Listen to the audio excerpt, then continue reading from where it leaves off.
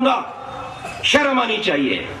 छोटे छोटे देश आतंकवाद को समझकर उन्होंने अपनी जनता की, अपनी संस्कृति की, अपनी भूमि की रक्षा की है। मैं उदाहरण दे रहा हूं, तुरंत ध्यान दीजिए। छोटा सा देश जापान, 8 लाख मुसलमान थे, आतंकवाद की बात करते थे, 6 लाख मुसलमान एक झटके में बाहर निकाल दिए। कोई मस्जिद नहीं है संभवतः, और कोई एम्बेसी नहीं किसी मुस्लिम देश की, कोई कानून वहां नहीं है मुस्लिम के लिए, कोई मुसलमान वहां कब्र बनाकर उनकी भूमि को बंजर नहीं कर सकता। क्यों, जी रहा है या नहीं? इस्राइल की ओर देखो, उन्होंने कहा अगर एक इस्राइल का व्यक्ति मरेगा तो 10 मुसलमानों को काट दिया जाएगा। बोलो लादेन वहां क्यों नहीं पहुंचता? जाए ना मुशर्रफ, सारे मुस्लिम साम्राज्य इकट्ठे होकर जाए ना, संभाले इस्राइल को।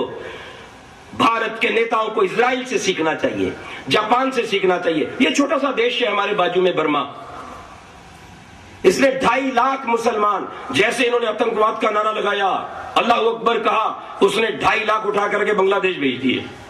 बांग्लादेश वाला बड़ा दुष्ट निकला। वैसे कुरान के नियम के अनुसार अगर किसी देश से इतने लोग चले जाएं तो उस दूसरे देश को इस्लामिक राज्य वाले को अपनाना चाहिए। इसने नहीं अपनाया, इसने वापस भेजा, जो नहीं गए गोलियों से भून दिया। तो बहुत से मुसलमानों की गोलियों से मारे गए। जो वापस पहुंचे, बर्मा वाले ने भी नहीं रखा, अपना कानून बिल्कुल पक्का कर लिया, वोट का अधिकार समाप्त कर दिया, सरकारी सुविधाओं को रोक दिया। वहां से मुसलमान भागकर मलेशिया आदि चले गए और आधे रास्ते में मर गए। बर्मा शांत, जापान शांत। कंबोडिया को देखिए, कंबोडिया ने सब पादरे कर दिए, सब मस्जिदें तोड़ दी, हज का अधिकार समाप्त, बांगे देने का अधिकार समाप्त, कोई अलग लिपि नहीं है। याद रखना, बिल्कुल शांति। आइए आगे बढ़िए रूस की ओर। रूस को तोड़ने वाले यही थे, ये इस्लामिक गद्दार।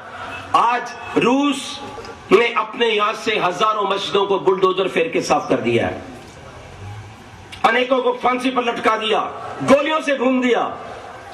कोई मुसलमान वहां उर्दू भाषा के अंदर अपनी भाषा नहीं लिख सकता, अरबी में नहीं लिख सकता, लिखनी है तो रशियन लिपि रहेगी। बिल्कुल ठीक बात, बिल्कुल ठीक बात।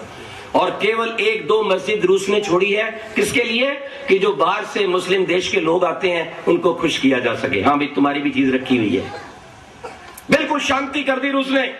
आगे बढ़िए, चीन की ओर चलता हूं मैं।